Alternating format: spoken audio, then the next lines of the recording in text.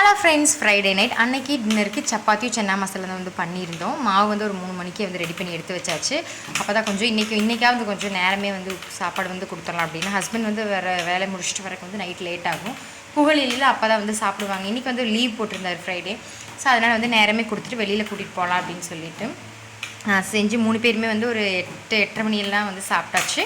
அதுக்கப்புறம் வீட்டுக்கு கீழே வந்து கொஞ்சம் தூரத்தில் வந்து கிரவுண்ட் இருக்குது, குழந்தைங்க வந்து விளையாடுறதுக்கு எல்லாமே இருக்குது. ஸோ ஸ்கேட்டிங் வந்து ஊர்லேருந்தே வந்து எடுத்துகிட்டு வந்துருந்தோம்.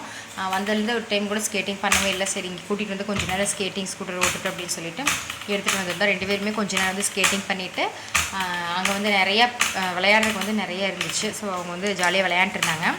அங்கே பார்த்துட்டு அப்புறம் அன்னைக்குன்னு பார்த்துட்டு ஒரு குட்டி பாப்பா வந்து ஃப்ரெண்ட் ஆகிட்டாங்க. அவங்களும் வந்து தமிழ் தான். அவங்க கூட வந்து ஓடி பிடிச்சி விளையாண்டுருந்தாங்க. டைம் போனதே தெரியல. ஒரு 10:30 கிட்ட ஆகிருக்கும். அதுக்கப்புறம் தான் வந்து வீட்டுக்கே வந்து கிளம்பணும்.